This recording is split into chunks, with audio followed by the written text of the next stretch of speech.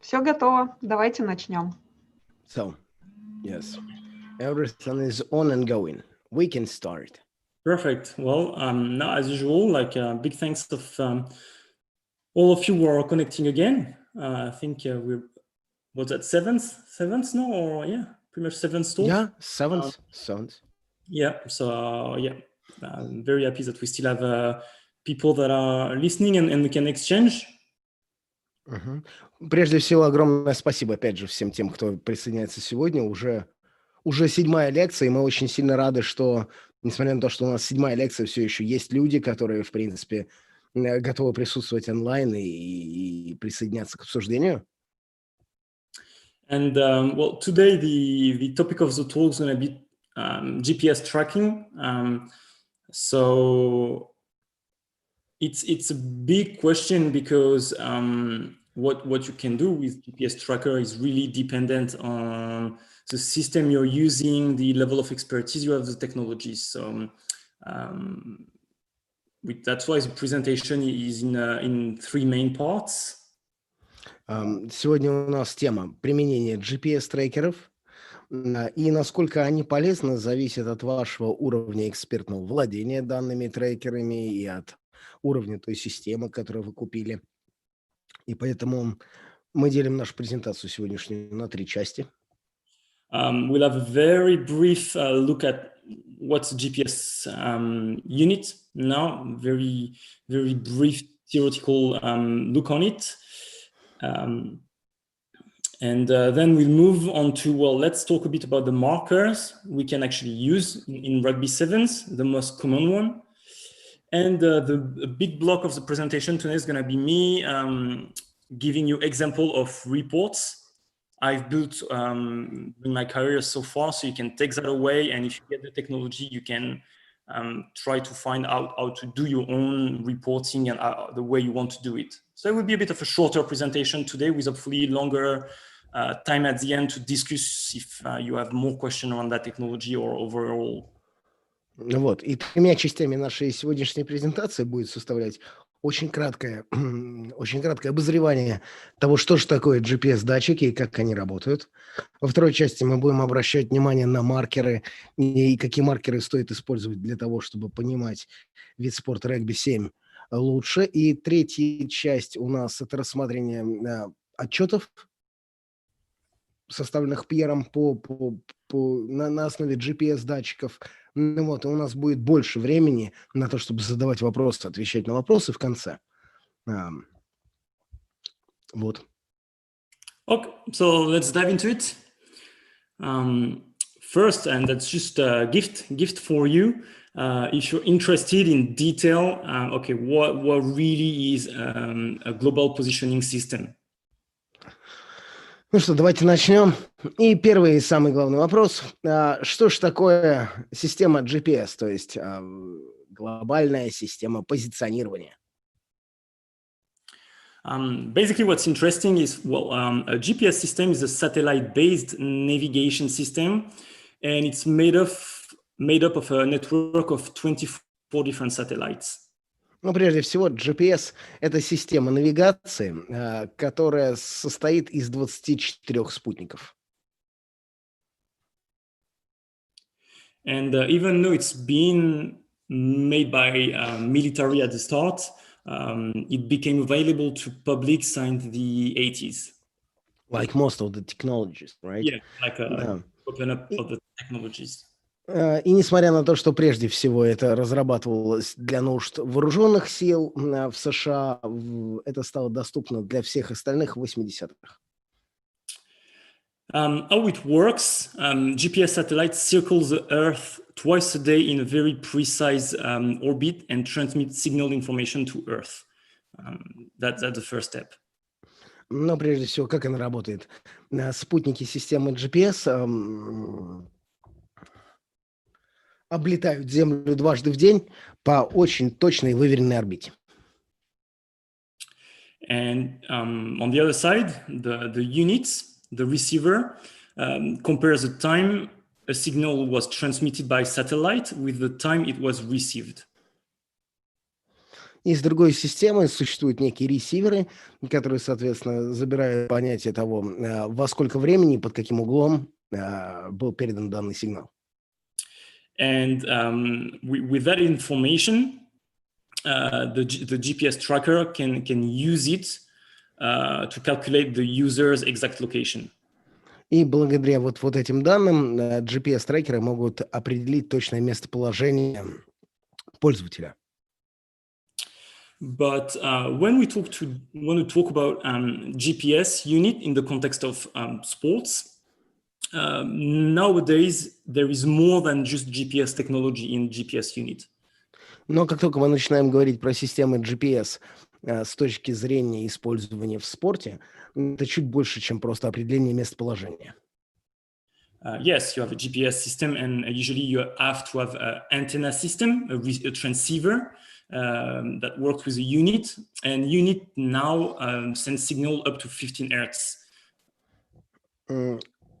И да, несмотря на то, что вы все еще используете систему GPS и некую антенну, которая, возможно, находится в резивере, но это все у вас забирает, соответственно, 10-15 Гц. And with the GPS system in a GPS unit and a transceiver, an antenna, you are able to measure displacement and location of players. Используя, соответственно, данную систему GPS, то есть систему спутников и некую антенную систему, вы можете определять измерение смещения ваших спортсменов и изменение местоположения. But in a GPS unit now, you as well have a set of inertial sensors. Но также внутри современных GPS есть еще набор инерционных датчиков. You have a three-dimension accelerometer, and that measure acceleration through G-force up to 100 Hertz quite precisely now. Прежде всего, там есть 3D-акселерометр, который измеряет ускорение, основываясь на силе притяжения, то есть на силе G. И она работает в частоте до 100 Гц, что очень-очень точно. You as well have a three-dimension gyroscope, and this gives you the ability to measure angular velocity up to 100 Hertz as well. Также внутри современных GPS-систем существует гироскоп, также работающий в 3 измерениях, который измеряет угловую скорость. И опять же до 100 Гц, что опять же очень точно. And finally, you have a three-dimension magnetometer, which is used as a compass up to 10 Hertz.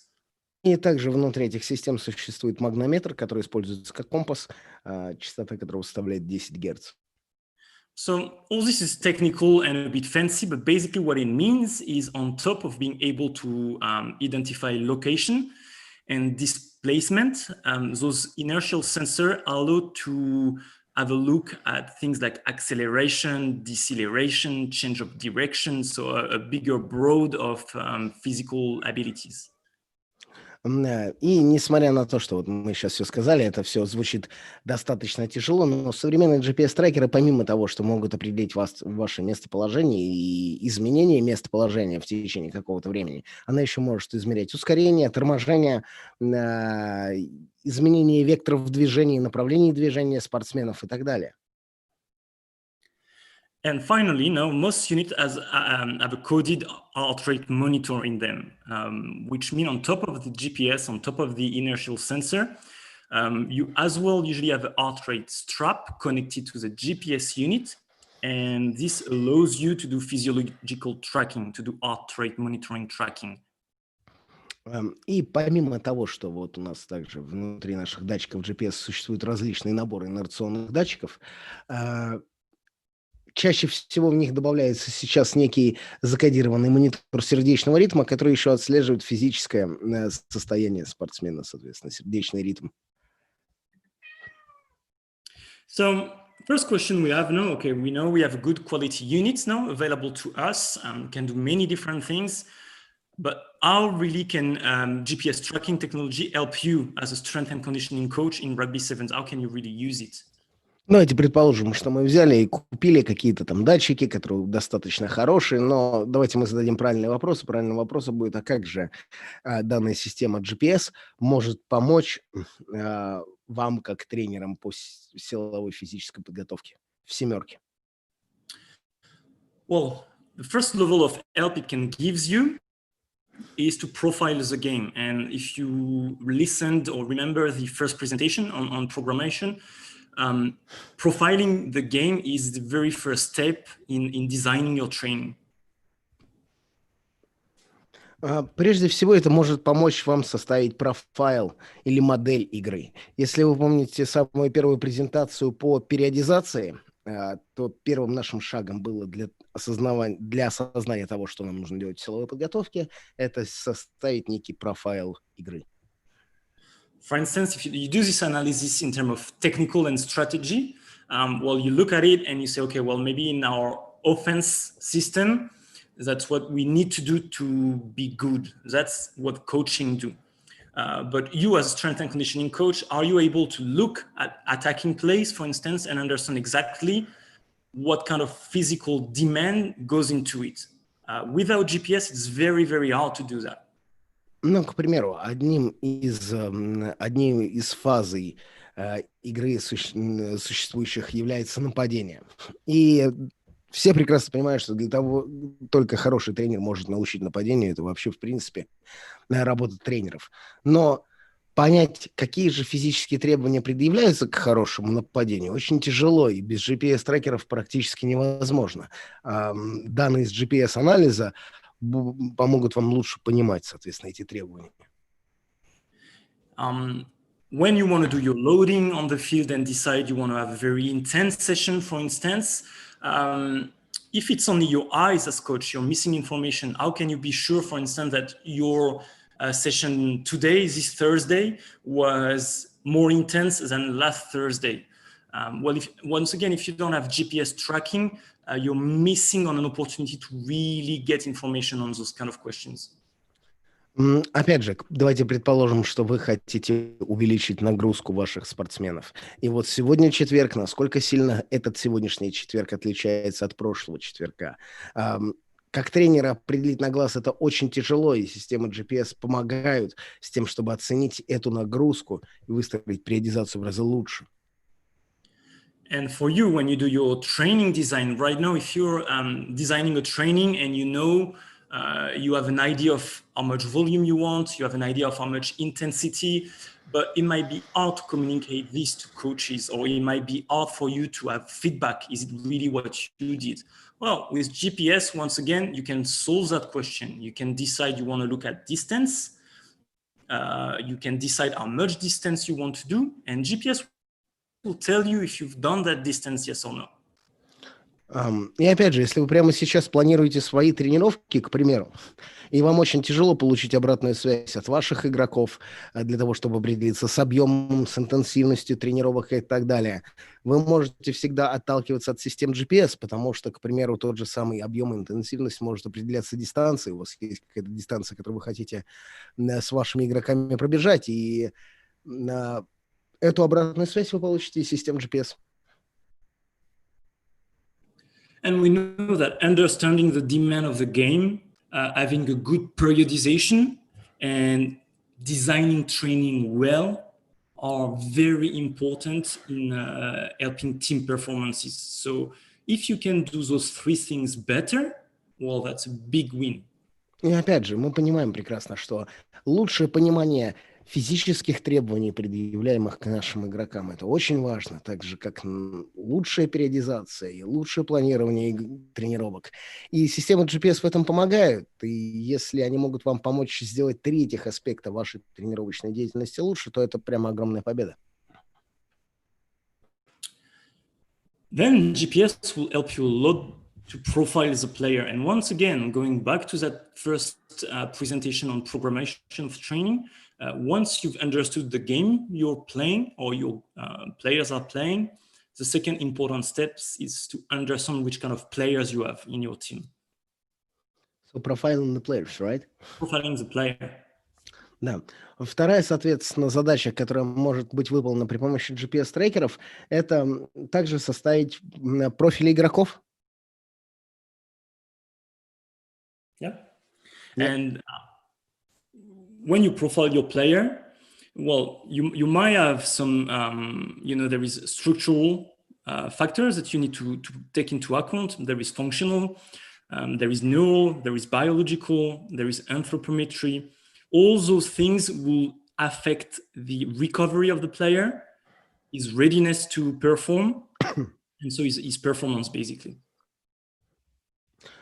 И мы прекрасно знаем, опять же, что существует огромное количество различных факторов, влияющих на игроков. Это структурные факторы, функциональные факторы, нервные факторы, биологические факторы, антропометрические данные. И все это дело влияет на его восстановление как спортсмена и на его готовности и подготовленности для участия в каких-то матчах.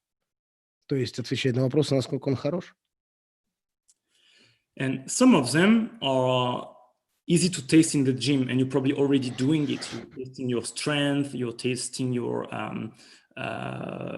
your isometric abilities, you can test your flexibility, you can do all kind of different anthropometric measurements, but И ряд из этих факторов вы, безусловно, можете легко протестировать. Вы можете легко протестировать его там силу, его изометрические способности, его гибкость, сделать все замеры его антропометрических данных. and you can put in place some tests, and with timing those tests, having an idea of lactic capacity, anaerobic power, and all those biological marker. Once again. And you can do some field testing, and with using field testing result times, you are able to estimate some of those biological factors too. So on the pitch, right? Yeah. И также вы можете протестировать ряд вот этих биологических маркеров игроков, соответственно, лактатная емкость, анаэробная мощность, аэробная мощность и так далее на поле. But okay, all those tests are static. It means like you're doing a test, and then you'll only have information again when you do a retest. And if there is any variation in between, you're kind of missing out on them. Well, by tracking player with GPS all the time for every session, you're able to profile them all the time to notice every single change in the profile. Но дело в том, что вот те данные, которые вы получили на тестах на поле по поводу там этой лактатной емкости, аэробной мощности и так далее, все эти данные, они статичны. То есть в следующий раз вы увидите изменение этих биологических маркеров готовности игрока только в следующий раз, когда его заново протестируете. Но если у вас есть система GPS, вы можете отслеживать изменения данных показателей, выраженные в каких-то цифрах определенных, ежедневно.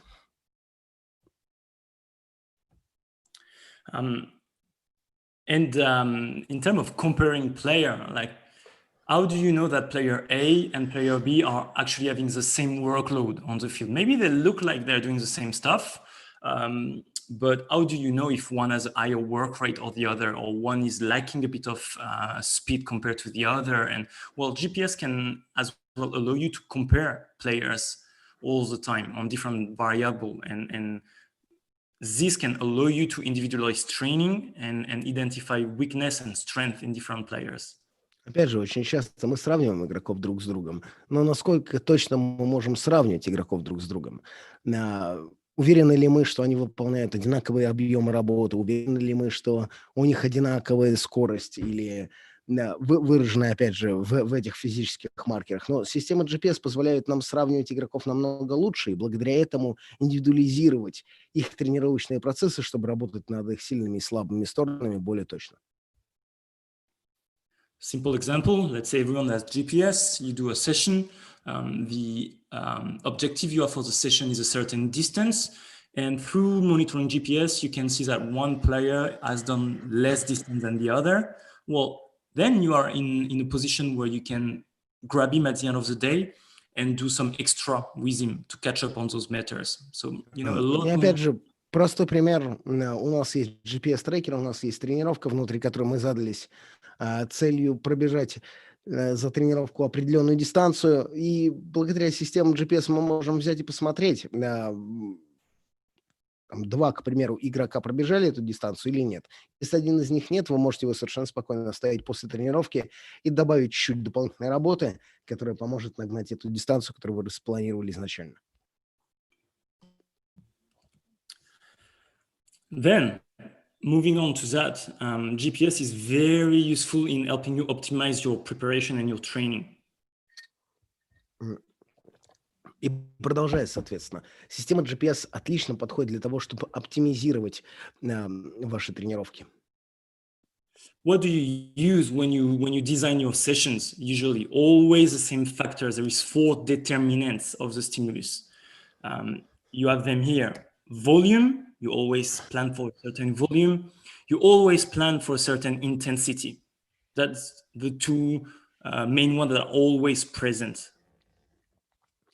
И когда мы, опять же, пытаемся спланировать любую тренировку, мы в голове держим всегда 4 определенных стимула, которые будут воздействовать на наших игроков, они не меняются. Это, соответственно, объем работы, который выполняется, интенсивность работы, которая выполняется, они всегда присутствуют. And to those two, you need to add in rugby the question of density, work-to-rest ratio. We talked a lot about it, and we know how important it is to understand it. And the contact aspect, the collision aspect of it.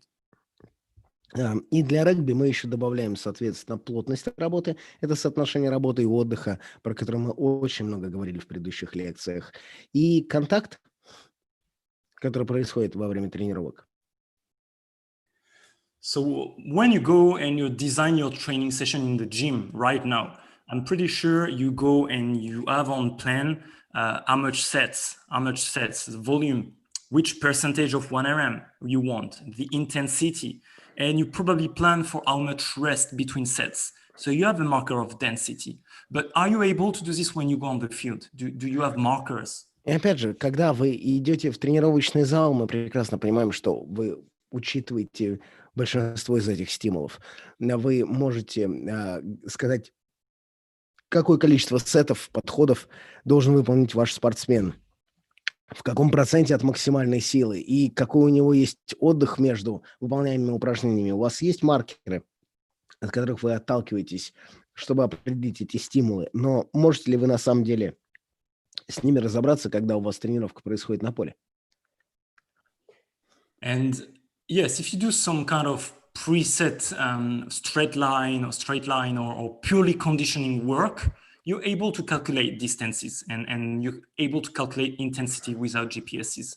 But as soon as you go into more specific work, it's very chaotic. Without GPS, you're unable to track players and understand how much distance they've done, at which speed. You lose track of where you are in those 4 determinants. И, безусловно, опять же, когда вы там бежите по прямой линии, или ваши спортсмены бегут по прямой линии, учитывая время, за которое они пробежали данные дистанции, вы все еще можете рассчитать дистанцию, которую пробежали ваши спортсмены, и интенсивность, которая была. Но как только вы переходите к более специфичным упражнениям, к более регбийным управлениям, всякое понимание того, какую дистанцию покрыли ваши спортсмены, теряется, потому что на самом деле это уже отследить практически невозможно. And being able to monitor and to balance those 4 determinants is crucial for positive adaptation. Too much volume and too much intensity at the same time might create way too much fatigue for what you want. Too much contact and too much intensity, that can same lead as negative outcome. So it's very important to be able to track those. И система GPS позволяет вам как раз брать, отслеживать эти данные, потому что если вдруг вы выполняете специфичное упражнение, у вас появляется слишком большой объем работы и слишком большая интенсивность, то вы создаете слишком большую усталость. То же самое происходит, когда у вас появляется слишком большая плотность, то есть меньше соотношение работы и отдыха и больший контакт. Опять же, это плохо сказывается на игроках. И благодаря системе GPS вы можете отслеживать эти вещи намного более точно.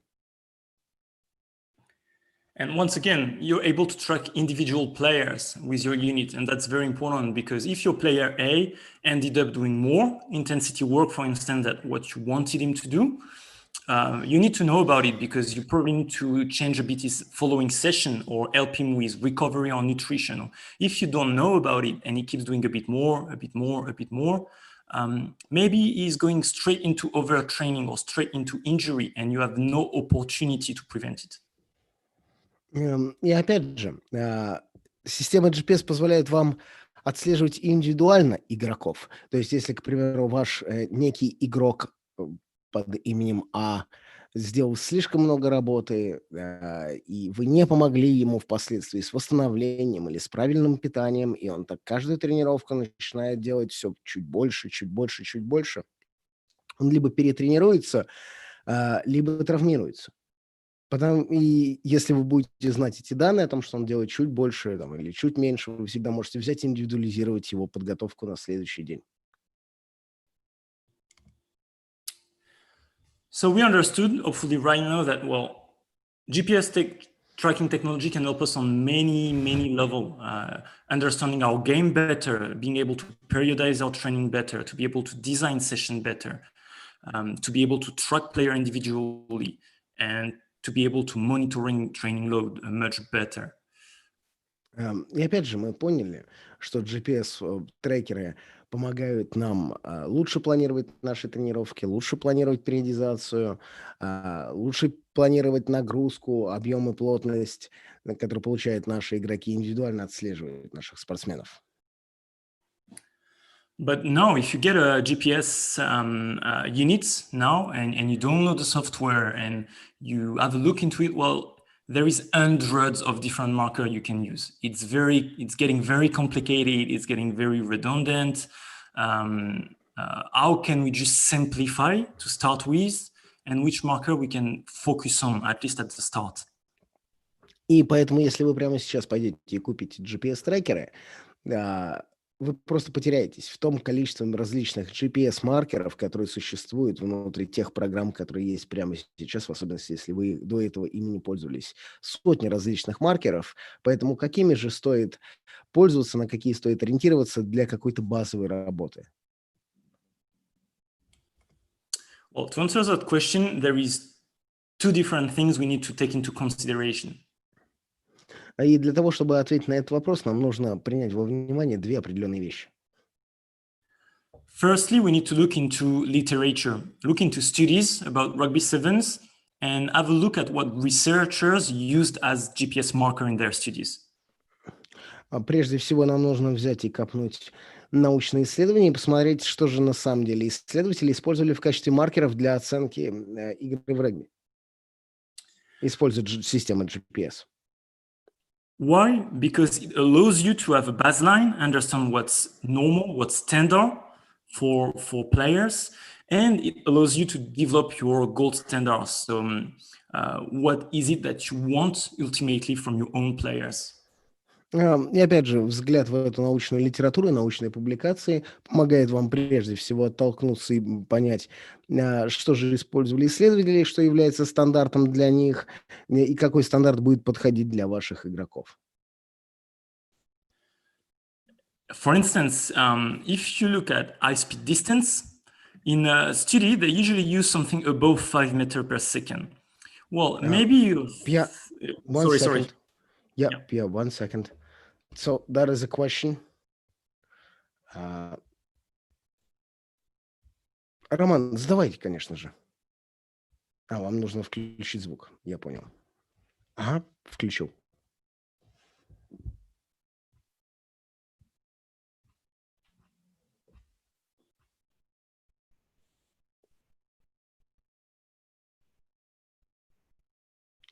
So no, it was accidentally.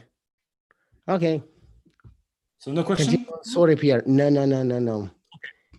So I was just saying, for instance, if you look into the literature, as high-speed running, they're using usually above 5 meters per second as indicator. Yeah, continue. К примеру, для того, чтобы понять количество бега, выполняемого на высоких скоростях, чаще всего они отталкиваются от индикатора выше 5 метров в секунду скорость. If you decide your high-speed running distance is anything above 7 meters per second, because you think it is a better marker, or you have reason to think this way, well, the problem is you're losing the opportunity to compare your players' high-speed running to international level, for instance, or to standard level for their position. И поэтому, если вдруг вы, к примеру, выставляете в качестве собственного маркера скорость выше 5 метров в секунду, к примеру, 6 или 7 метров в секунду, вы теряете возможность сравнения получаемых вами данных с данными со всего мира, потому что, никто это дело не меряет.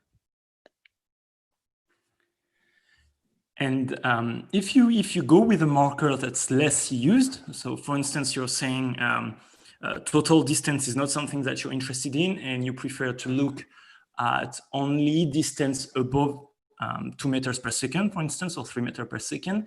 Well, maybe it's better, but you don't have comparison possible. You don't know if your players are doing more or less than what's normal. So you probably have to go and look at literature first. И, предположим, вы все еще не хотите рассматривать общую дистанцию, которую пробегают ваши игроки. К примеру, вас это совсем не волнует. Вас волнует только та дистанция, которую они прошли на скорости выше, чем 2 метра в секунду и так далее. Возможно, вам кажется, что это лучше, но вы все еще теряете возможность сравнивать свои получаемые данными с данными по всему миру, которые публикуются в различных научных исследованиях. Поэтому, прежде чем вы определитесь со своими маркерами, откройте научные бумаги и посмотрите, какие же все-таки маркеры используются по всему миру и какие сравниваются. And anyway, as you download your session into the system every time, all the different markers are there somewhere stored.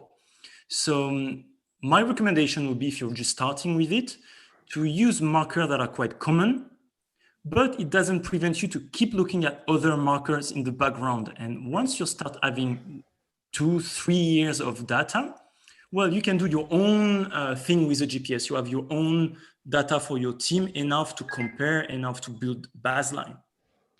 И опять же, вы можете совершенно спокойно загружать в программу данные с GPS-трекеров и обращать внимание, прежде всего, для начала только на какие-то базовые маркеры оценки производительности ваших игроков. Но данные будут храниться внутри программы, и через 2-3 года вы сможете взять ими и воспользоваться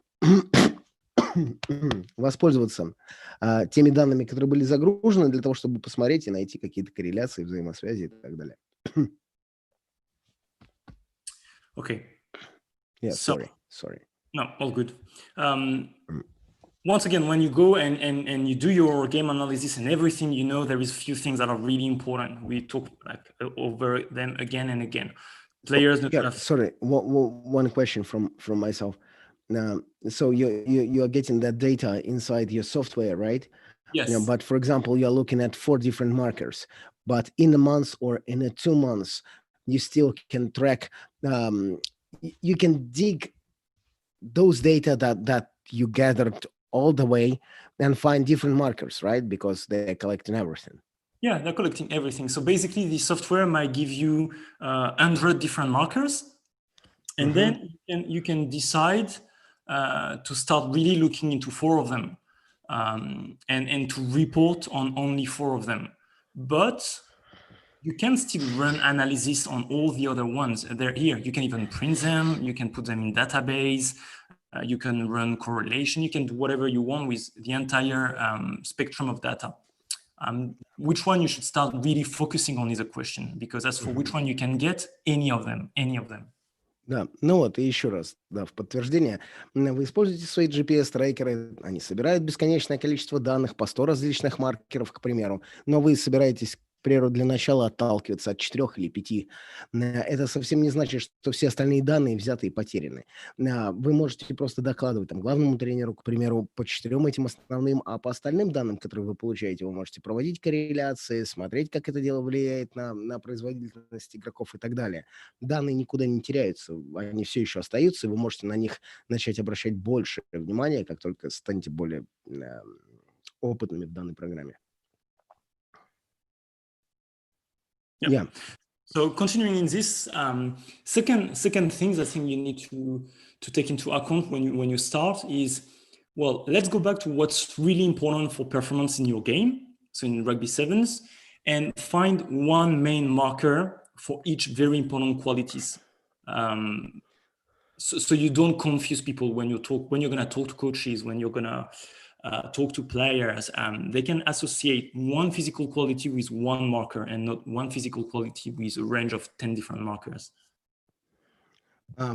И дальше, в продолжении того, что мы говорили, соответственно, вам нужно взять и определиться с какими-то физическими маркерами, которые показывают какое-то определенное физическое критическое качество, которое есть у спортсмена. Не так, и причем это должно быть сделано для каждого из физических качеств, для того, чтобы вы не ставили всех остальных тренеров в некое непонятное состояние, где один из маркеров, который вы используете, сразу отвечает за несколько физических качеств. It's the same thing as when you report in strength training. I'm sure when you report to your players or when you do your programming, or if it's question of maximal strength, you will look into a 1 rep maximal sort of number. You're not going to give the player his 1 RM plus his rate of force development index plus his strength flexibility index plus, not 1,000 of 1. You're going to keep 1 and program with 1. Same with.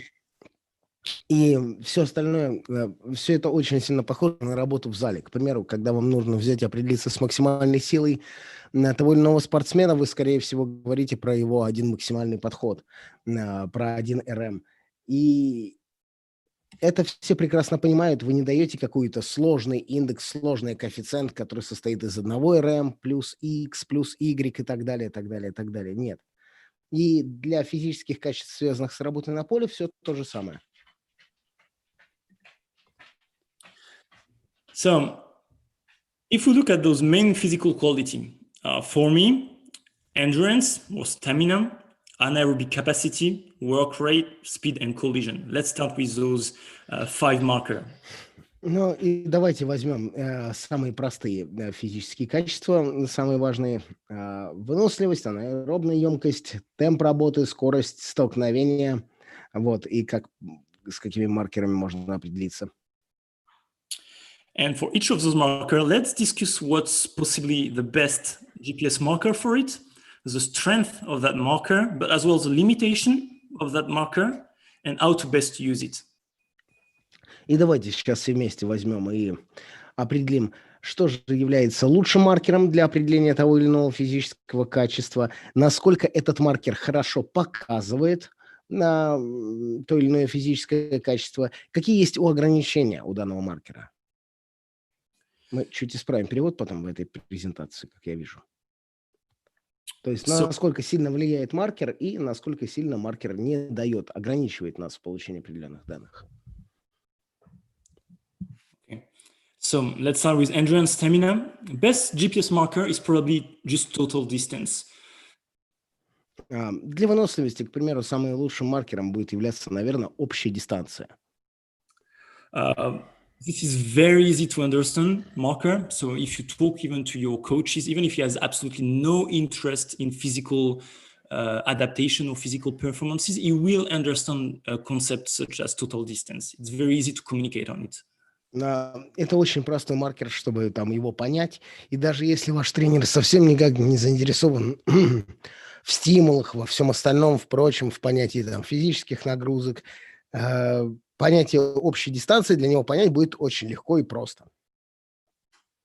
And because it's so simple, it can be used for training load monitoring. So it's quite easy to do your training session design, your planning with a goal in terms of total distance. Oh, today I want to do 5 kilometers on average, for instance, or I have individual goal.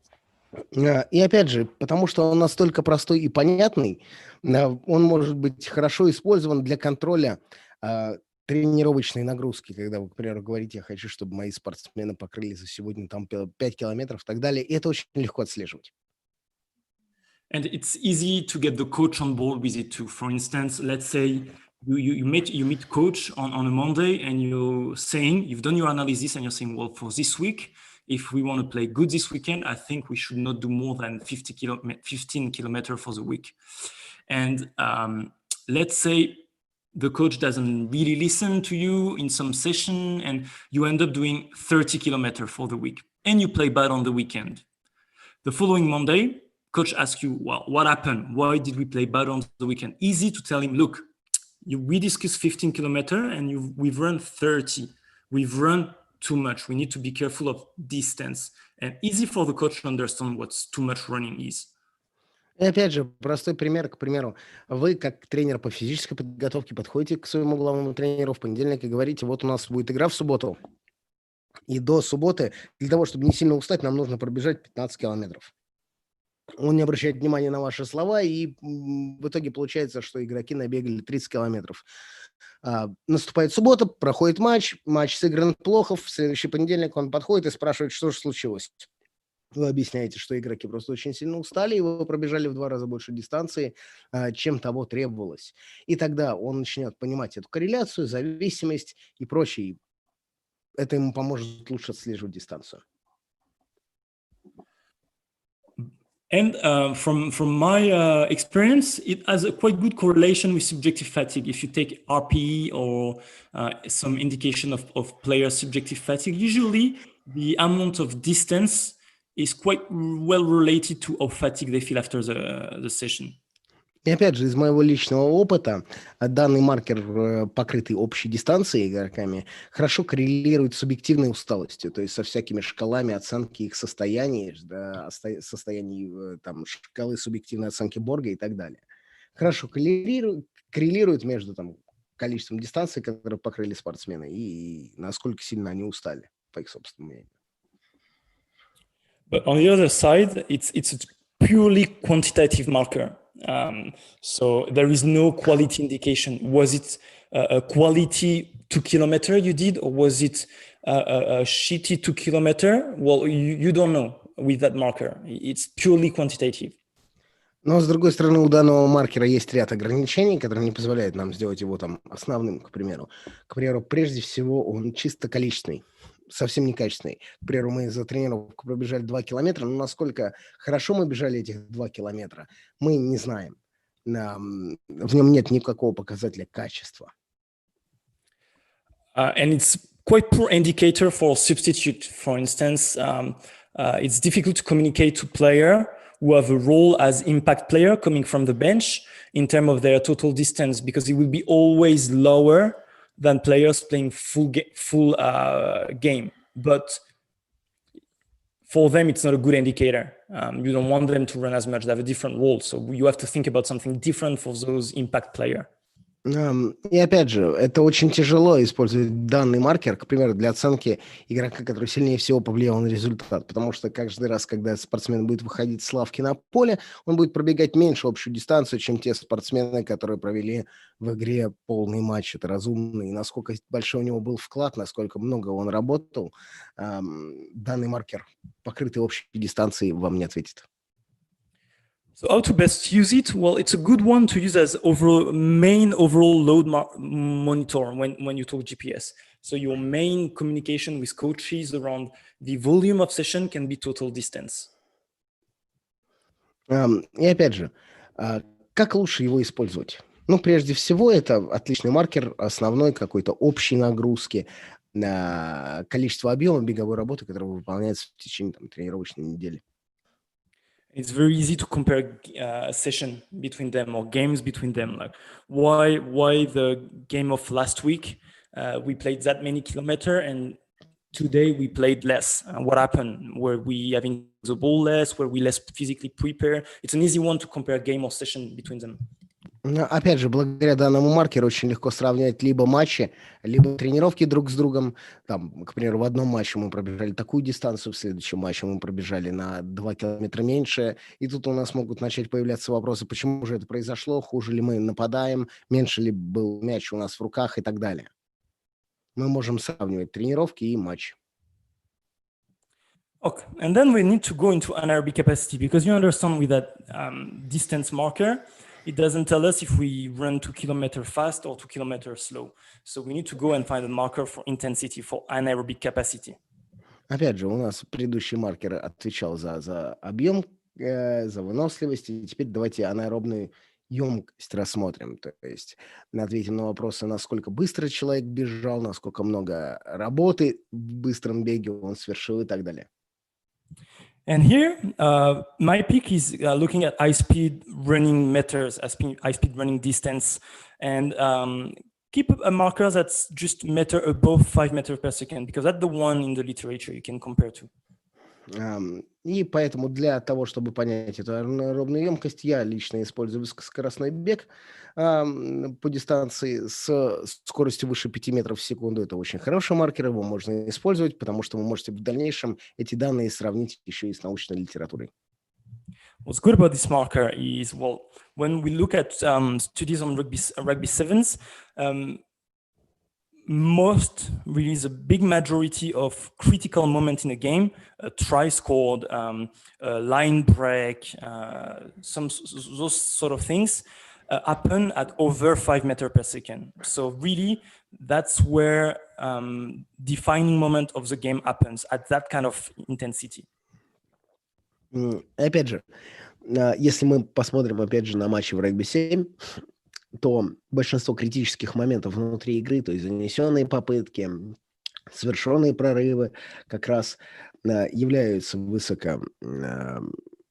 энерговысокозатратными действиями, то есть это был какой-то высокоскоростной бег на скорости выше 5 метров в секунду. И именно поэтому как бы понятие того, какая дистанция покрывается на этой скорости, будет очень важно для понимания игры. And that's still an easy one to use for training design. Like as in the same way as you can decide for your session you want 5 kilometers, you can easily decide for that session you want 250 meters of high-speed distance, for instance. It's an easy number, very easy to understand for coaches too, for people around you, that helps you design your session the way you want. Опять же, это все еще достаточно легкие показатели для того, чтобы объяснить остальным тренерам. Так же, как вы используете общую дистанцию при планировании своих тренировок, вы можете также использовать некий маркер интенсивности. Говорит, что, к примеру, мы должны в течение этой тренировки пробежать 250 метров на высоких скоростях. И всем это просто понятно, и все понимают, о чем идет речь. However, you have to understand there is inter-individual difference in how this high-speed running distance is really related to anaerobic demand. Опять же, надо понимать, насколько сильно высокоинтенсивный бег связан с анаэробными требованиями в игре. Because that's dependent on your actual maximal speed. For instance, if I run at 6 meters per second, but my real max speed is 10 meters per second, it's less demanding effort for me than for you if your maximal speed is 7 meters per second and you have to run at 6 meters per second. Yeah. So you have to bring it back to, okay, what's your real true potential in speed to really understand the anaerobic impact. Опять же, вот ограничением данного маркера является все-таки интенсивность выполняемого данного бега на высоких скоростях. Давайте предположим, что у Пьера скорость максимальная на 10 метров в секунду, а у меня 7. И поэтому наш бег на 6 метрах в секунду для него является менее требовательным, чем для меня. И это нужно принимать во внимание, когда мы это делаем, и контекстуализировать. То есть добавлять некие контексты и понимать, насколько это связано с процентом от настоящей максимальной скорости. And even though it's more a quality marker, it still needs to be contextualized. A player that has absolutely no idea of what he's doing on the field can finish the game with a lot of high-speed distance running just because he's always out of position and has to sprint on every corner of the field. Whereas a better player might be more careful of his placement, more better with identifying situation, and end up with less high-speed running distance. But that doesn't mean he did less good work. So you need to contextualize things always. Опять же, никогда нельзя делать прямые взаимосвязи между различными показателями и качеством игры, потому что нам все еще этот маркер нужно контекстуализировать, опять же.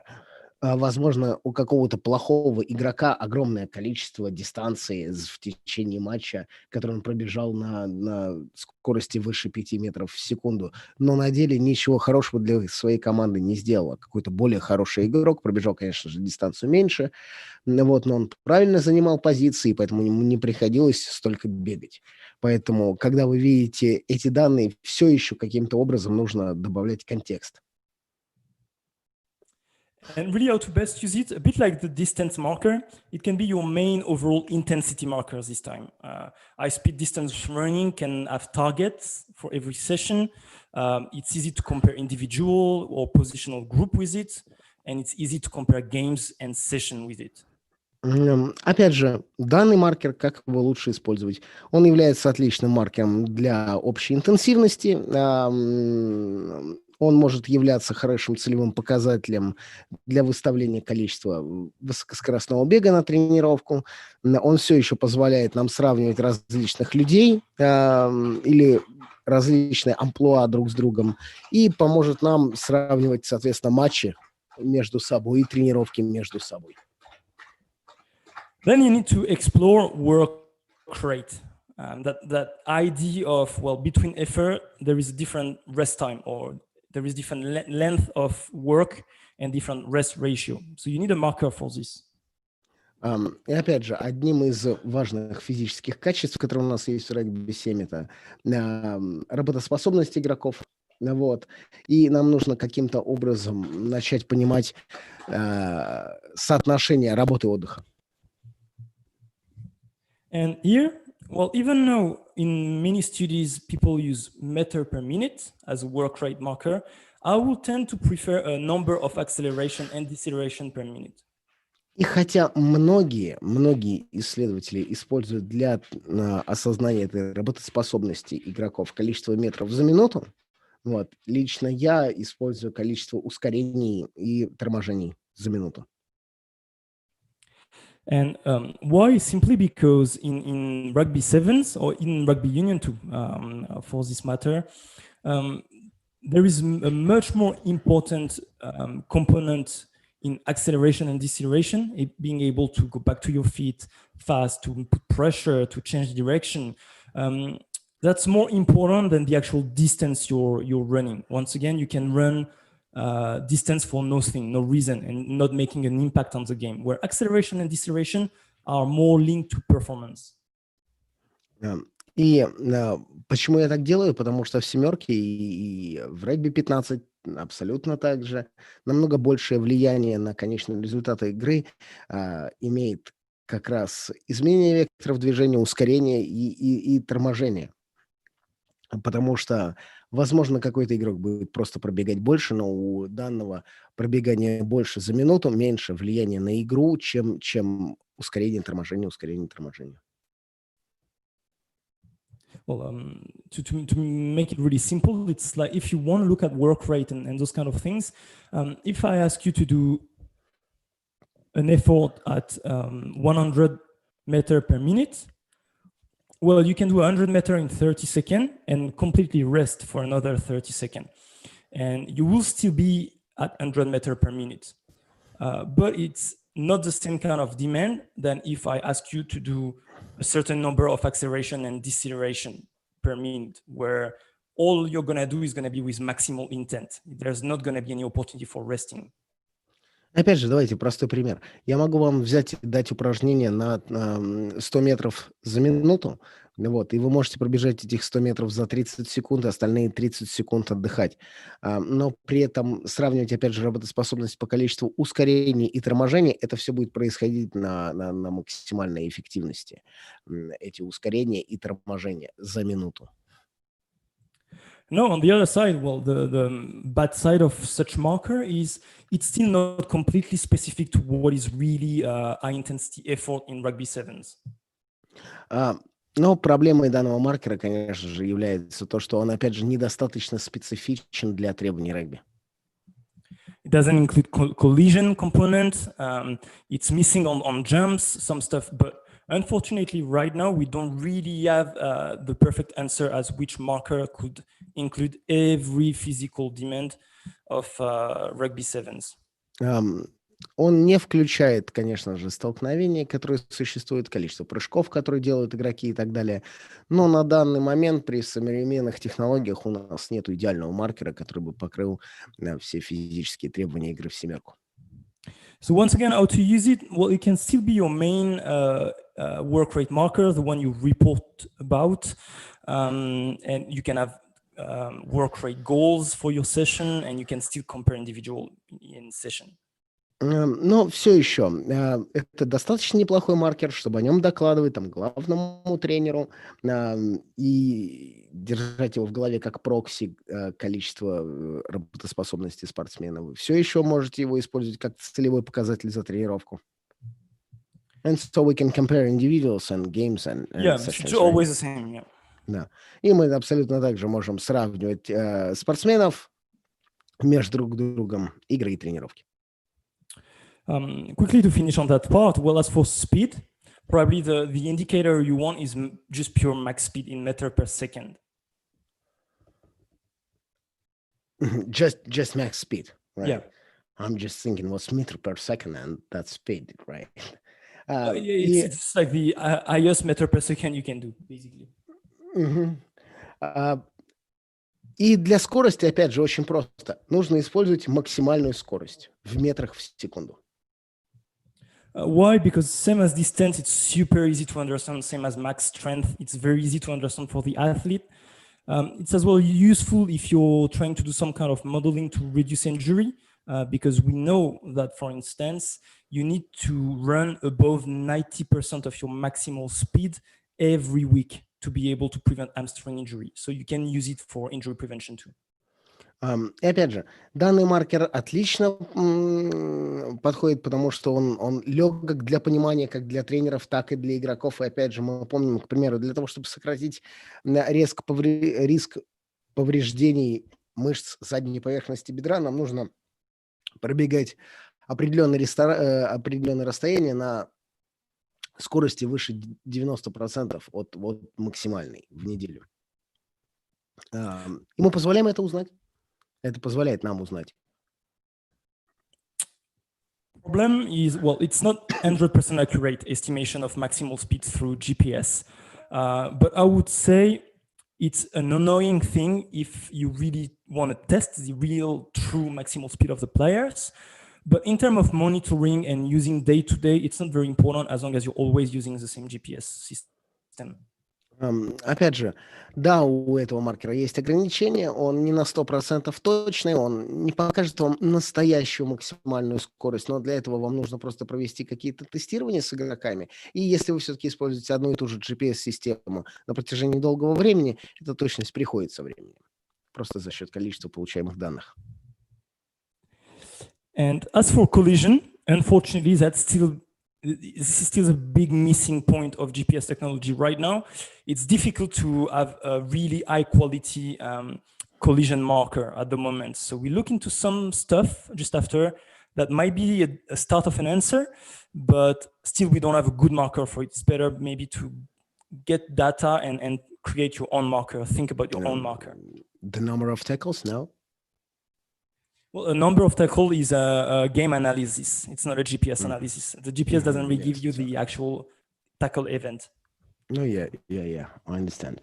И опять же, у нас все еще нет нормального трекера с точки зрения GPS для того, чтобы осознать количество столкновений, которые происходят во время матчей или тренировок и так далее. И поэтому достаточно сложный критерий, он очень сильно зависит от компании, которая производит GPS-трекеры, и попытка сделать самому некий показатель, который бы отвечал за количество столкновений в течение матча или тренировок, это хорошая идея. And okay, well, right now we discuss the GPS aspect, but as we saw in the beginning, now GPS as well have heart rate monitoring them. So really, if you want to be a champion of training preparation, well, why not combining the GPS aspect and the heart rate monitoring aspect, because both are available. Опять же, если мы говорили о том, что большинство GPS-трекеров на сегодняшний день добавляют еще мониторы сердечной деятельности. Поэтому почему бы их не использовать в анализе наших данных, которые мы делаем, для того, чтобы стать чемпионом по подготовке и планированию тренировок, которые есть? So I'll go quickly on this, but as for endurance, for instance, you can combine total distance marker with time spent above 60% maximal heart rate during the session. Опять же, к примеру, если вы все-таки решите так сделать, то почему бы нам взять и не объединить общую дистанцию со временем, проведенным в зоне больше 60% от максимального ЧСС? This can give you, both combined can give you good understanding of the session volume, what kind of volume the session was, because under 60% of maximal heart rate, the distance covered is probably mainly recovery. So really, by combining those two, you can have an idea of the volume of work. И опять же, почему это хорошо? Потому что вы можете на самом деле понять объем тренировочной активности, выполняемыми ваших игроков, вашими игроками, потому что все, что было ниже, чем 60%, скорее всего, это было некое восстановление. As for Вся дистанция, которая была пройдена на ЧСС, ниже, чем 60%. Okay. Yeah. As for anaerobic capacity, to your high-speed distance running marker, you can add heart rate recovery. К анаэробной емкости, к высокоскоростному бегу вы можете добавить еще показатель восстановления ЧСС. Basically, heart rate recovery is calculating the time it takes to a player to return to a normal heart rate following an intense exercise. Опять же, что это такое восстановление ЧСС? Это время, которое рассчитывается, которое необходимо игроку, чтобы вернуться к нормальной частоте сердечных сокращений после некого интенсивного упражнения. So for instance, right now I'm standing and my heart rate is 80 beats per minute, and I do a sprint and my heart rate goes up to 140. How much time it takes me to go back around that 80 marker? То есть, к примеру, мое нормальное ЧСС составляет 80 ударов в минуту, я пробегаю спринт, у меня пульс 140. Сколько же времени у меня займет на то, чтобы вернуться к моему привычному сердечному ритму? And we know that one of the main factors in fatigue, when you repeat high intensity effort, when you're into that anaerobic capacity kind of effort, is this inability to recover between efforts. So working on heart rate to be back down between efforts will provide good performance enhancement. Опять же, мы помним, что для нас очень важно повторять эти высокотребовательные нагрузки и так далее. И каждый раз у нас проходит какое-то время для того, чтобы восстанавливаться. И вот этот маркер восстановления ЧСС и работать над ним, над тем, чтобы возвращаться к восстановленному состоянию между данными высокоинтенсивными действиями, очень важно. As for work rate, maybe a good idea to look at time spent above 80% max heart rate this time. So really what amount of time you spend close to your maximal effort state during the session. По поводу работоспособности ваших игроков, соответственно, количество ускорений и торможений за минуту, мы можем взять и добавить время, проведенное в зоне выше 80% от максимального ЧСС. Max speed can be associated with max heart rate. Максимальная скорость также может быть ассоциирована с максимальной частотой сердечных сокращений. And finally, collision. Well, once you found your marker, well, you can look at heart rate variability because this is a good indication on the central nervous system load from session, the collision load. So you can just put it. So yeah, I see the definition. There is one.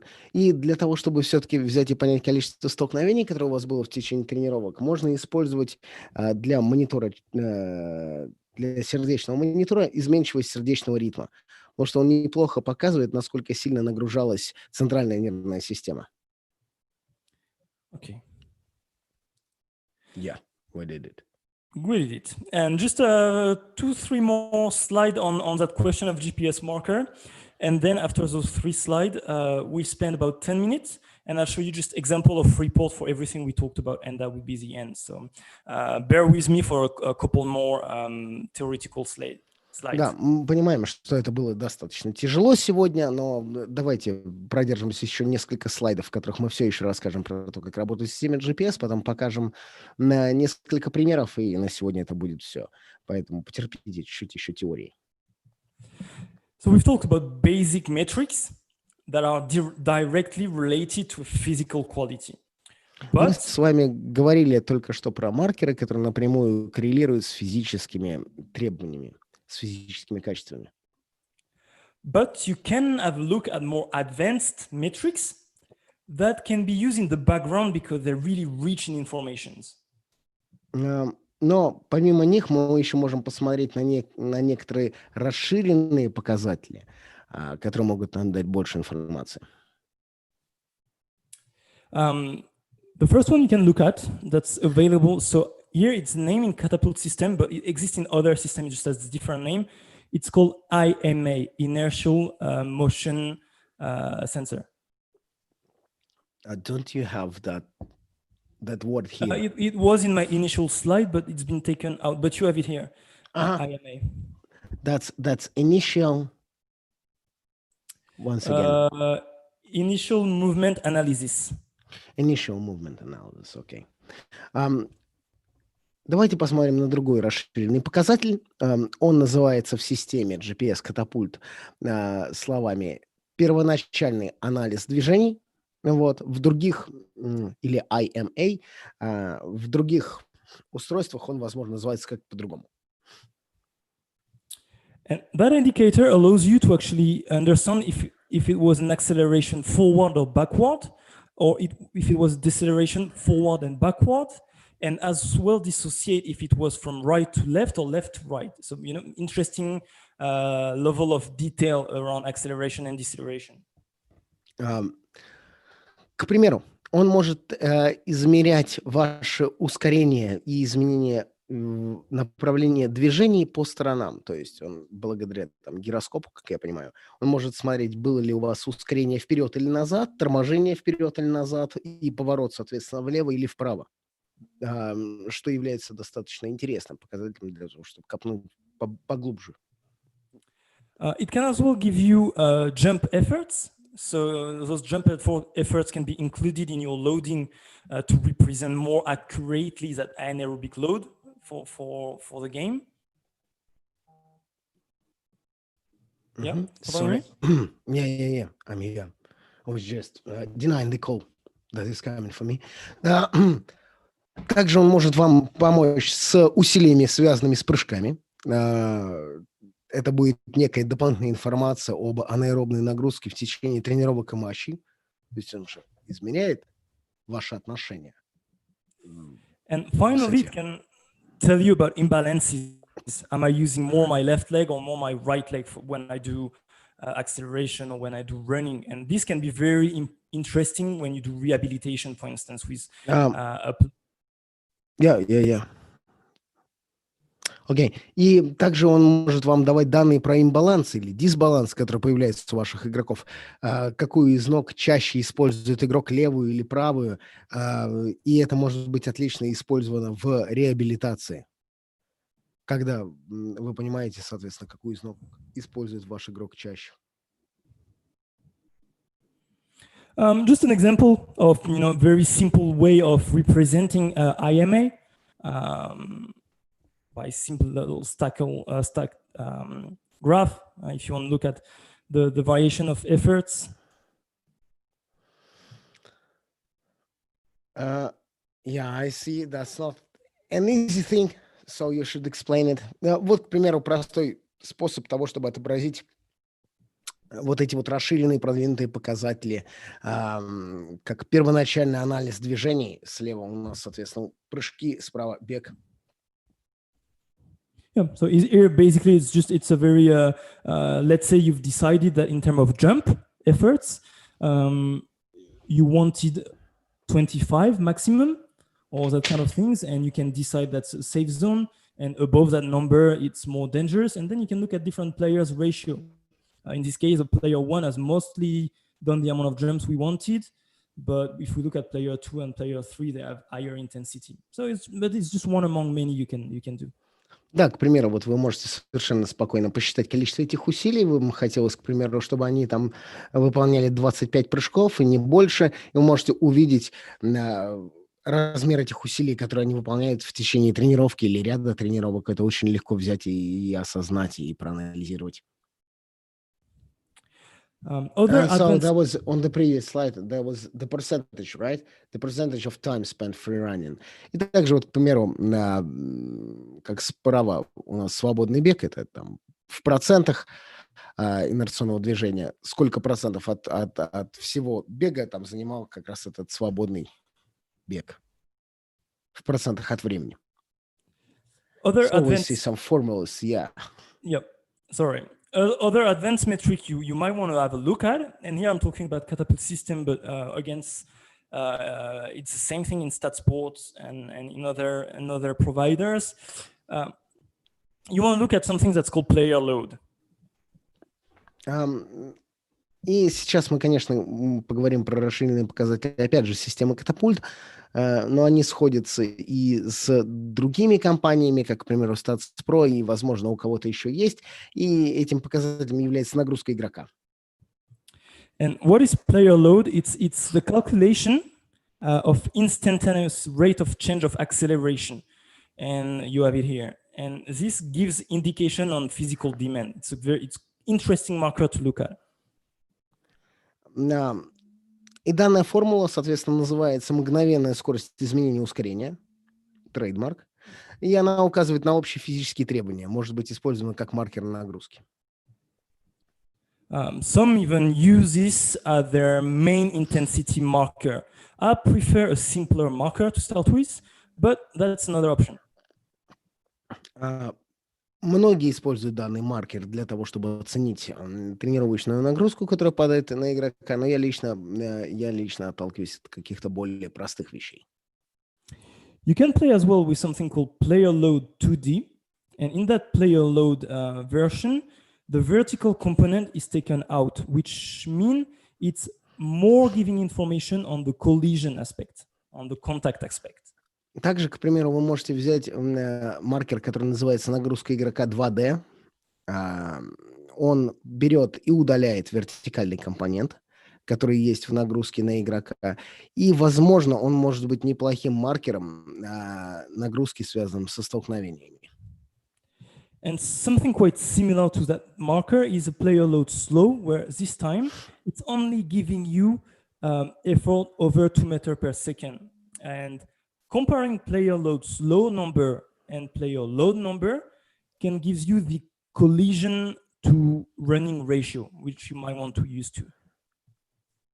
Once again, if you are using, yes, let's just so start you see slowly. Player load So slow. we have, yes, player load slow. Player load slow is the same equation as player load. Давайте посмотрим. У нас есть, к примеру, еще третий продвинутый показатель, называется медленная нагрузка на игрока. У него примерно такая же формула, что и у формулы нагрузки на игрока. Except in the player load slow, all the effort that are done at less than 2 meters per second are excluded. So it excludes all the efforts that are possible collision. It's only giving you the running component. Но дело в том, что как раз в медленной нагрузке на игрока в данной формуле берется, исключается любая нагрузка, которая была на скорости ниже, чем 2 метра в секунду.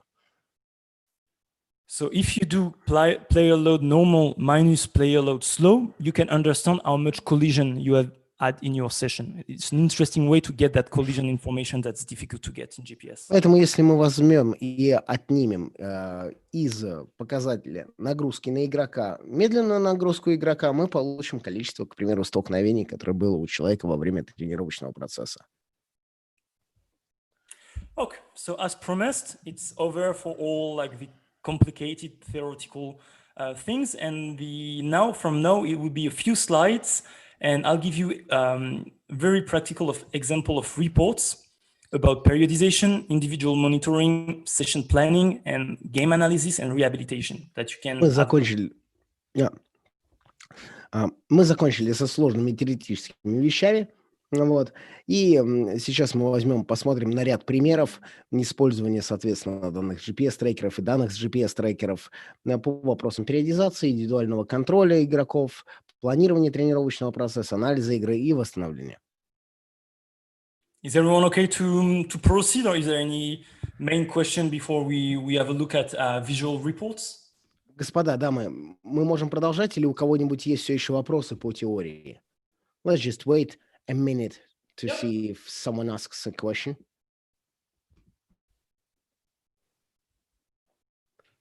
Мы подождем минутку, вдруг кто-нибудь задаст вопрос все-таки.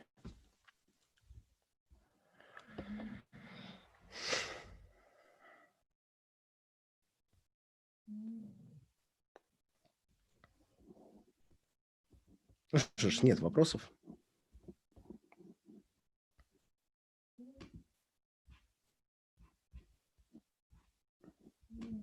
Yeah. So there are no questions. Okay, we can continue on. Okay, so let's proceed. Well, so we talked at the start, okay, we can use GPS marker to get better periodization. Well, this is an example of how it can look like. Мы говорили о том, что, используя GPS-трекеры, мы можем добиться намного лучшей периодизации. Вот пример периодизации с использованием GPS-трекеров. Getting GPS data allows you to look at, okay, what did you do last year for every training week of the season and the different markers you've chosen. And using those past data, you can predict what you'll be doing this season. К примеру, вы можете брать и использовать данные за предыдущий сезон, которые вы получили при помощи GPS-трекеров, и на основании этого вы можете взять и предсказать, что же вы будете делать за каждую тренировочную неделю, каждая строка, соответственно, тренировочная неделя, в нынешнем сезоне. And by recording the actual data during sessions you're doing, well, you're able to look at the difference between what you predicted and what you did, and compute that difference, which you see here with trends and different numbers.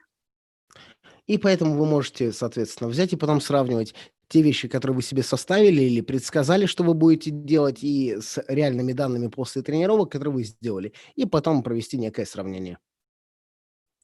So it's a good indication, for instance, if you know that last year, over your third week of preseason, you did on average 20 kilometers for the week. And this year, you know that you want a bit more because for different reasons, you maybe progressed, or maybe last year you felt like you didn't do enough and you decide to do 25 kilometers. You can keep that in mind. Опять же, к примеру, вы можете взять, посмотреть на данные предыдущего года, где вы в течение недели, к примеру, третьей тренировочной недели в предсезонку выполняли 20 километров в среднем на человека за неделю.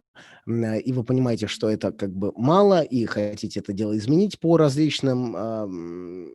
Из-за неких различных вещей, к примеру, возможно, вы слишком сильно спрогрессировали, или, возможно, вы поняли, что этого было недостаточно, спланировали себе 25 километров, выставили это дело и можете держать в голове. И потом искать некие корреляции или сравнения.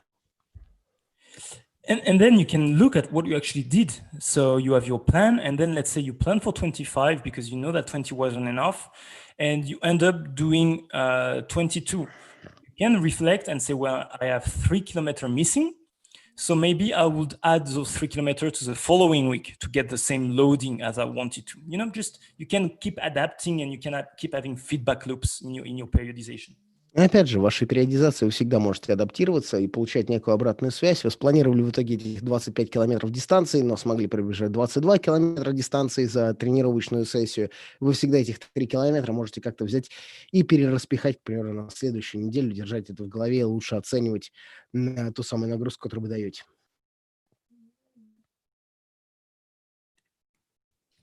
You can do the same kind of analysis through individual tracking. For each player, you mean? Hello? Pierre. Yeah. Yeah. Pierre, you mean for each player, right? For each player. Individual tracking. Yes. Yeah. So, I think the connection breaks sometimes. Yeah. Да. Также вы можете, соответственно, совершать индивидуальную периодизацию, отслеживать динамику нагрузки для каждого отдельно взятого игрока. Here, for instance, you have all those markers that I'm looking at. And here it's only one player. And I can look through his change from week to week in those different markers and see if it's linked to my periodization or if sometimes he's doing more than what I've periodized. И поэтому мы можем взять и положить, к примеру, на график то, что он делает. Каждый из цветов связан с каким-то из маркеров, которые я собрался ему дать. Линия, соответственно, это то, что мы для него распланировали. И мы можем посмотреть, делает ли он больше или меньше, в зависимости от того, что мы ему спериодизировали. And same, I can look for each marker, where is he at, like to make sure when he has peak, when he has down, if he follow what I want. I can really keep a close look on each player and how they're tracking. И опять же, мы можем определять пиковые его показатели, когда они пиковые, когда они начинают падать, и вообще следить за его развитием в течение достаточно продолжительного времени. You can compare players to their group of position using GPS. Опять же, вы можете сравнивать игроков с группой других игроков, играющих на этом же самом амплуа. Here, for instance, we're looking at, here it's a group of position, here is a group of position, here is a group of position, and here is a group of position. Who's ranking higher than who in each of those markers? Вот смотрите, вот первая, вторая, третья, четвертая группы различных амплуа. И кто из них лидирует в каждом из аспектов. Вы это можете взять и сравнить. Doing this can easily give you an idea that maybe amongst your backs, it's always the same player for the past 2 or 3 weeks that's on top of distance. Well, you know that guy maybe needs a bit of a deload, a bit of rest, because he's always doing more than the other. Возможно, в группе ваших защитников всегда есть один и тот же парень, который на самом верху в показателе выполняемой дистанции, то, наверное, нужно как-то взять и разгрузить его чуть-чуть, снять с него нагрузки. And you know that if it's always the same guy at the bottom, well, you need to put him extra work. You need to pick him up so he gets the same load as the other guy. Так же, как всегда возможно, где-то в самом конце этой пробегаемой дистанции будет находиться какой-нибудь другой спортсмен, и вы знаете, что вот его-то как раз нужно подтянуть и дать ему больше нагрузок, чтобы он выполнял столько же, сколько все остальные. And you want as well maybe look at change. So here is percentage of change. That's, for instance, a positive change. And if it goes the other way of the line, like here, it's negative change. Также вы можете смотреть на процент изменений по различным из показателей. Если вверх идет, к примеру, столбчатая диаграмма, это положительные изменения, вниз отрицательные. And you want to keep tracking those change over 7, 14, and 21 days because if there is a player that used to do a lot and suddenly is doing a lot less, and there is a big negative change, you have to understand why. What happened? Is he actually fatigued and that's why he has less physical production, or what could explain this? And you need to make sure you're not overloading that player. И поэтому вы должны отслеживать эти изменения на протяжении 7, 14, 21 дня, потому что если он до этого получал большие нагрузки, и вдруг он перестал их получать, вдруг у него пошел какое-то отрицательное изменение, вы должны ответить на вопрос, почему же это дело происходит. Может быть, он слишком сильно устал, может, его требуется разгрузить. And on the other side, if you have a guy that's usually not doing a lot and suddenly you look at his change and he has a massive positive spike, he has done a lot more than usual, yeah, that's dangerous too, because we know from acute to chronic ratio researches that we talked about before, that if you do too much acutely compared to what you're used to chronically, well, that's predictive of injury. Так же, как мы должны брать и смотреть за очень резкими положительными изменениями у игроков. Если у вас есть какой-нибудь спортсмен, который выполнял определенный объем работы на протяжении достаточно долгого времени, и тут вдруг он резко начинает делать в разы больше, как мы знаем из предыдущих наших лекций, это может привести к травме. И мы должны, опять же, следить за тем, что он делает.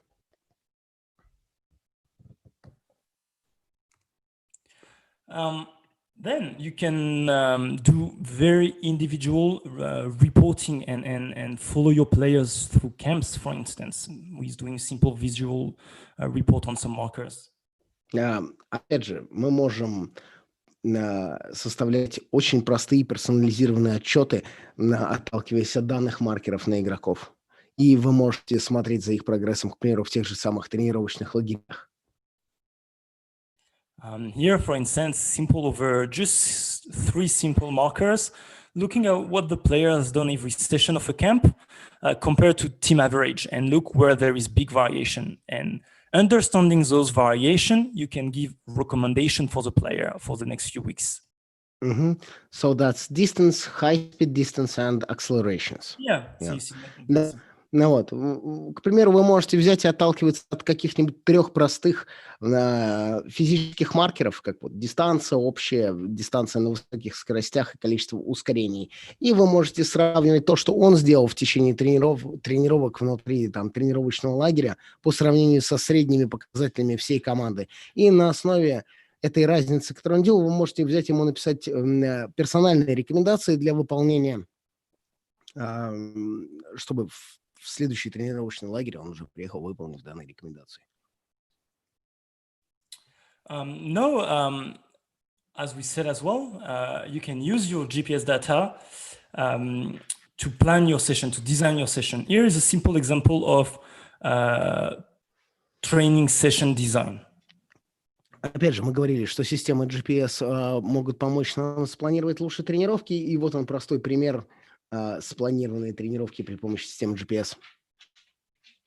So as you accumulate data, usually as a team, you will do very often the same exercise, and you can build a database where, for instance, all the time you've done 3 versus 2 exercise, you have all your physical marker associated, and so you can predict if 3v2 is in the session, how much distance you will get from it, for instance.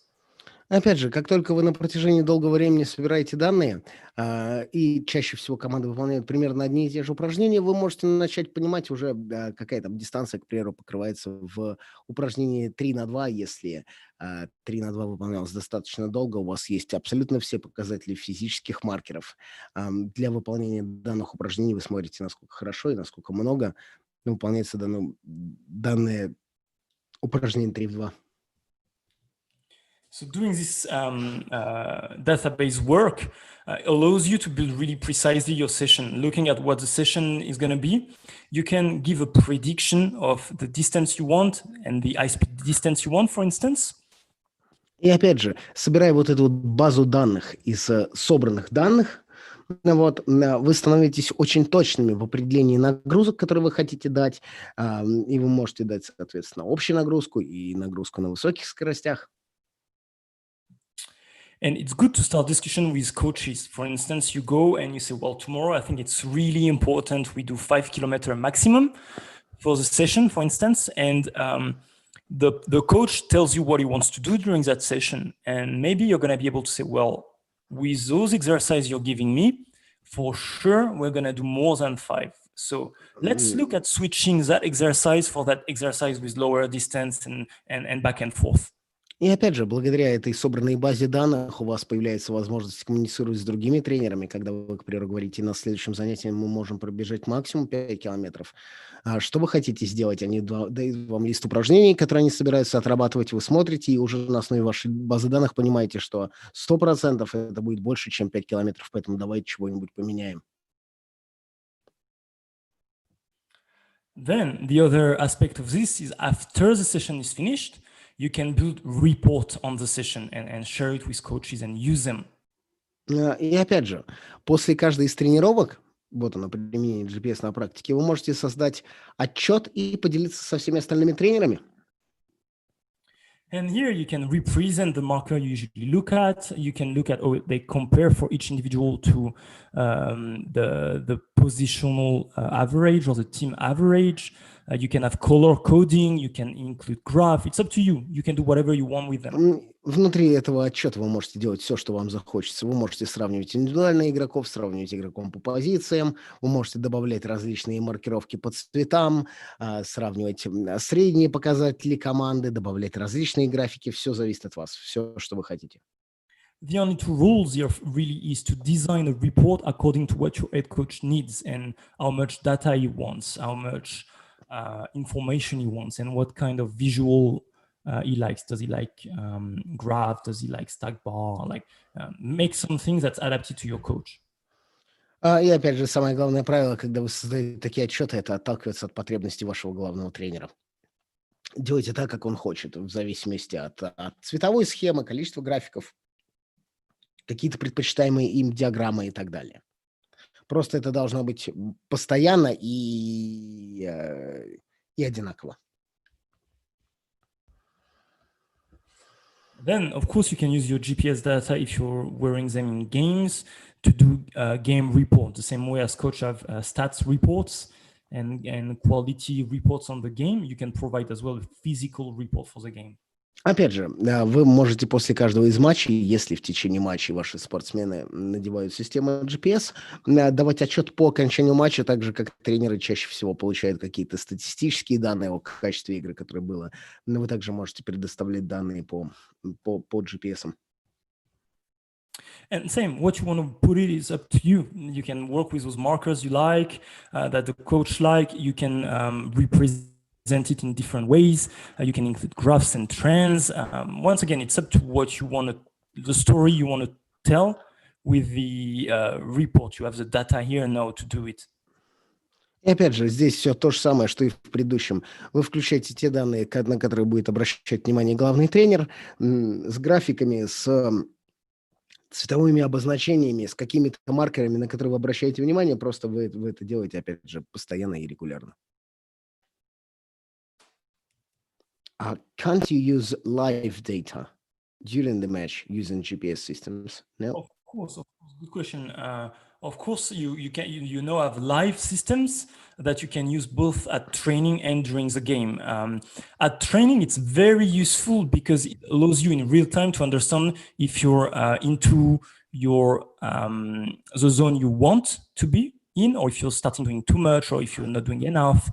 As for analyzing game with it, I would say it's hard to get good information because would you tell coach to take a player out of the field because he's starting having too much distance? Or I would not, because you never know what players are able to do, and it's probably on match day better to leave the coach making decision and to use the data retrospectively. But that's my Опять же, вопрос по использованию данных в режиме реального времени. Данные, получаемые в режиме реального времени, очень крутые с точки зрения тренировочного процесса, потому что вы можете прямо в реальном времени смотреть, выполняют ли все ваши требования ваши игроки. А по поводу использования в матчах в прямом эфире, это вопрос, который стоит дальнейшего обсуждения, потому что в итоге будете ли вы снимать игрока, к примеру, с матча, если вдруг он начинает пробегать дистанцию выше, чем обычно пробегает, лучше все-таки смотреть на данные по матчам в ретроспективе и оставить все решения по заменам на главного тренера в итоге.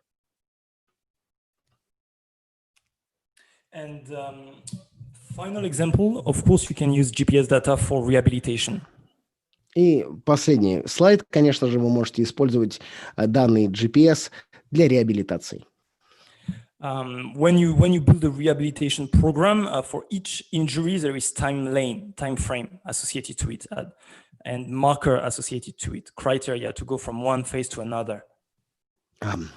Once again, Sorry, for each injury, for each different injury, when you're trying to take the players back into playing, for every progress you can make with him, you should have a certain test and certain criteria to be confident he can progress. Yeah. Для каждого из видов травм, которые, возможно, получают игроки, существуют определенные критерии и маркеры для последующего возврата в игру. И возможность оценивать данные маркеры чрезвычайно важна для как раз осуществления данного процесса.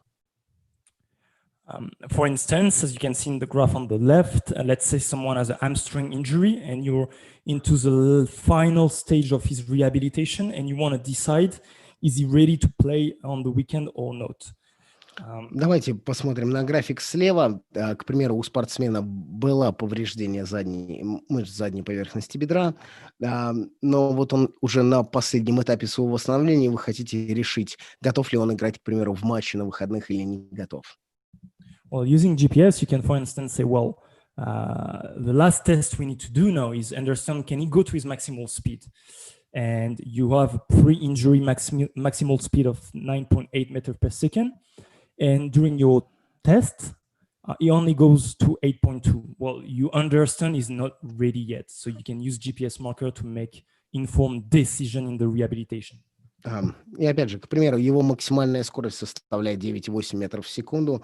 Вы это знаете, это было до травмы. И на данный момент при помощи системы GPS вы можете оценить, что его на данный момент максимальная скорость составляет 8,2, что 80% от максимальной. Вы понимаете, что он еще не готов возвращаться в игру, и вы делаете информированное решение, основываясь на данных.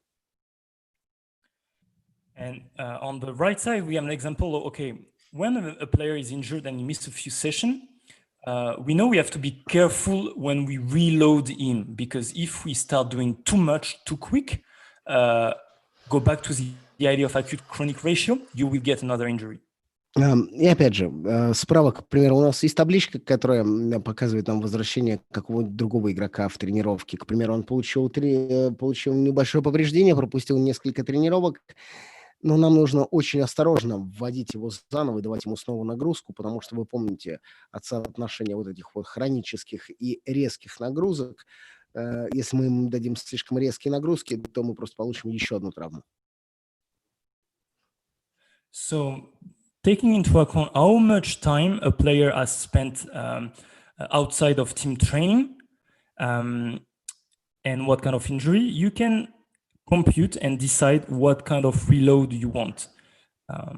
И основываясь на той травме, которая у него была, и сколько человек провел вне командных тренировок с командой, вы можете взять и спрогнозировать, какое потребуется ему время и какие нагрузки для того, чтобы вернуться обратно в строй. So let's say in that example, we want a 60% build over 2 weeks and we want a 4-week build up. And let's say we agree, we have a model and we have reason to think we want to increase that acute chronic by 1.2 every week. And then by doing this, over 8 days. That's not an easy formula to understand. It's just, so let's say in a very simple way, you can decide, okay, how much load this player used to have before injury. What's 100% for him? 100% of his total distance, 100% of all these markers, and decide what's going to be the safe model for you to progress him. So let's say first week, you're going to do 55% of those maximum. Then second week, you can go up to 65% of those maximum. Then on the third week, you can go up to 80%. And then finally, on the fourth week, you want him to do 100% of what he was doing before injury. You understand? Yeah. И вот вы спрогнозировали, соответственно, как вы будете возвращать данного игрока в строй. Вы поняли, что для этого потребуется потратить 4 недели и совершить прибавку в 60% в течение парочки недель. И вы просто берете и отталкиваетесь от его предыдущих на основе собранных GPS-данных на его стопроцентные показатели, там, дистанции, к примеру, аэробные дистанции, всего-всего-всего, и вы начинаете давать 55% в первую там неделю, 65% во вторую, там, 80% в третью и так далее. До тех пор, пока он снова не приходит к тем показателям, которые у него были первоначально. Okay, so that's all. I don't know if there is any question. Of course, it's a difficult topic because probably between someone who has experience using it and already started the process and someone who's thinking about maybe getting it later, you have a different level of understanding. But hopefully, we've answered a few questions here. And also, yes, you need to I don't know, to put your fingers on the software to understand those things much better, right?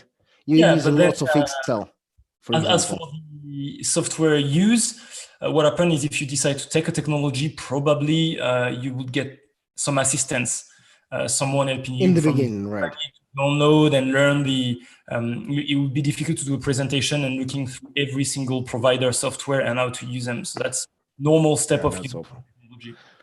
Спасибо вам большое за сегодняшнюю лекцию. И мы прекрасно понимаем, что, возможно, у вас разный уровень подготовленности в данном вопросе. Возможно, у кого-то уже был опыт работы с GPS-системами, кто-то только планирует покупать эти GPS-системы и так далее. И очень многое зависит от различных провайдеров, которые они предоставляют. И да, безусловно, хотелось бы потыкать в какую-нибудь программу, но учитывая, что компаний-поставщиков достаточно много, скорее всего, вы получите какую-то помощь от компаний для того, чтобы разобраться в первичных маркерах. Это вот были примеры того, как с ними можно работать и зачем нужно работать для того, чтобы сделать свою работу лучше. Господа, дамы, есть вопросы? So that was the last lecture, right? That was the last lecture. So thanks again to everyone who's been listening from the start, or those who've joined in the later lecture. But it's been a pleasure for me to share some stuff and then get some discussion going, and happy to do it again in the future, for sure. Да. Господа, дамы, это уж точно была последняя, 7-я лекция, поэтому спасибо огромное всем, кто присоединился, возможно, позже, чем первая лекция и так далее. Огромное вам всем спасибо за это. So we have question, I think. Yeah, happy to take question. Пьер, спасибо большое. Алексей, спасибо. Хотел задать первый вопрос. Как долго он уже использует GPS-датчики и в каких командах ему удалось применять вот эту вот методику GPS?